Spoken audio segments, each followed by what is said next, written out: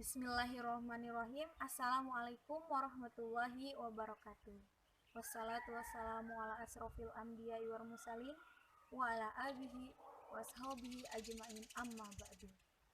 Asyhadu an la ilaha illallah wa asyhadu anna Muhammadar Rasulullah. Segala puji kita panjatkan kehadirat Allah Subhanahu wa taala yang pada kesempatan ini kita masih diberikan nikmat sehat.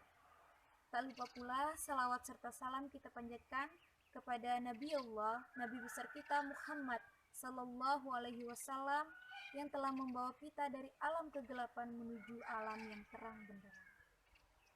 Anak-anakku yang soleh dan soleha, kali ini Ibu akan menyampaikan materi siro.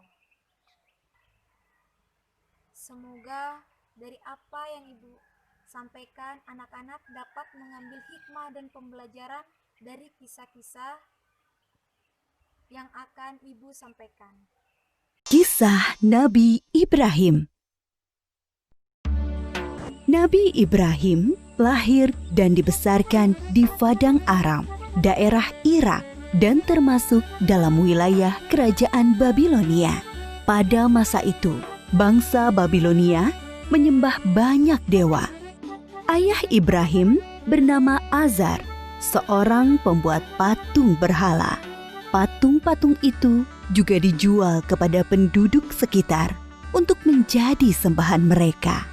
Allah memberi Ibrahim pikiran yang cerdas dan kritis, serta keberanian yang besar. Dia mengilhamkan pemahaman kepada Ibrahim bahwa menyembah patung-patung itu adalah kesesatan yang nyata. Ibrahim bertanya dalam hati, "Ayah, mengapa ayah menjadikan patung-patung itu sebagai Tuhan? Bukankah ayah yang membuatnya? Bukankah patung-patung itu tidak bisa mendengar doa-doa kita?" Dia berpikir keras, siapakah sebenarnya Tuhan yang pantas dipuja, dimintai pertolongan dan perlindungan? Allah membimbing Ibrahim untuk memahami Tuhan yang sebenarnya. Mula-mula, Allah memperlihatkan langit yang penuh bintang bercahaya di malam yang gelap. Ibrahim berkata, "Sungguh indah, inilah Tuhanku." Ketika pagi tiba, langit menjadi terang. Bintang-bintang itu pun menghilang. Oh, bintangnya hilang. Aku tidak suka Tuhan yang menghilang. Itu bukan Tuhan. Pada malam yang lain, Ibrahim melihat bulan terbit sangat menawan. Wah, sungguh indah. Ini dia Tuhanku. Ketika pagi tiba, bulan itu tenggelam. Ternyata yang ini juga tenggelam. Ini juga bukan Tuhan. Oh, manakah Tuhan yang sebenarnya? Kalau Dia tidak memberi petunjuk kepadaku, pasti aku juga sesat seperti kaumku. Di kesempatan lain, Ibrahim melihat matahari terbit. Sinarnya terang memukau. Ini dia Tuhanku, Dia yang paling besar. Tetapi di senja hari, matahari akhirnya tenggelam. Taulah dia, matahari pun bukan Tuhan. Wahai kaumku, aku tidak mau menyembah Tuhan-Tuhanmu itu. Aku ingin mengabdikan diriku pada pencipta semua ini. Dia berusaha membuka pikiran kaumnya atas kesesatan mereka selama ini. Paman, patung-patung apa ini? Mengapa semua menyembahnya? Dari dulu leluhur kita menyembah Tuhan-Tuhan ini. Iya benar, bapak-bapak kita pun menyembah semua ini. Kalau begitu, kalian dan bapak-bapak kalian salah besar. Hah? Kamu ini ngomong sungguh-sungguh atau bercanda? Sebenarnya, Tuhan kita adalah pencipta langit dan bumi. Dasar anak muda ngelantur. Ibrahim bersumpah dalam hati akan menghancurkan patung-patung berhala itu untuk membuktikan kesalahan mereka. Suatu hari, ada perayaan keagamaan kaum Ibrahim. Setelah memberi sesaji kepada berhala, mereka pergi semuanya keluar kota. Ibrahim tidak mau ikut rombongan itu. Ketika semua sudah berangkat agak lama, diam-diam Ibrahim menuju tempat pemujaan berhala yang berisi banyak patung. Dia melihat makanan sesaji untuk berhala-berhala itu masih utuh di hadapan tiap patung-patung itu. Mengapa kamu tidak makan? Mengapa kamu tidak menjawab? Ibrahim bertanya, lalu memukul patung dengan tangannya. Tentu saja, patung-patung itu tetap diam. Ibrahim mengambil kapak, lalu menghancurkan patung-patung itu. Dia hanya menyisakan sebuah patung yang paling besar dan mengalungkan kapaknya pada lehernya. Ketika kaumnya pulang dari luar kota, mereka melihat patung berhala mereka hancur.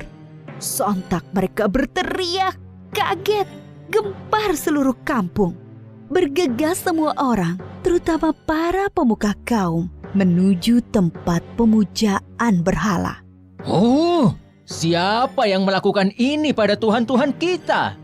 Kurang ajar! Kami dengar ada anak muda yang membenci Tuhan-Tuhan kita. Ibrahim namanya. Bawa ke sini anak itu. Maka Ibrahim digiring ke hadapan para pemuka kaumnya.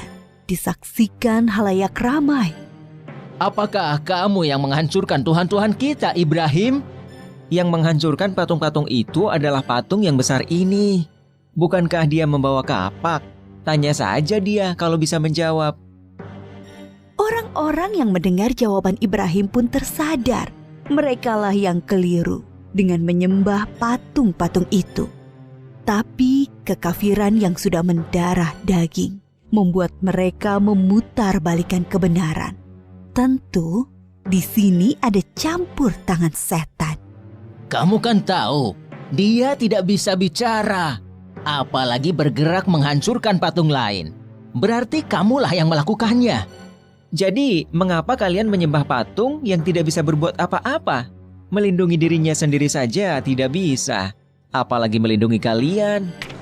Pemuka-pemuka kaum Ibrahim berunding untuk menghukumnya. Beberapa orang mengusulkan untuk membakar Ibrahim hidup-hidup. Maka penguasa waktu itu, Raja Namrud, memerintahkan untuk membuat bangunan tempat pembakaran Ibrahim di tengah lapang agar bisa disaksikan orang banyak.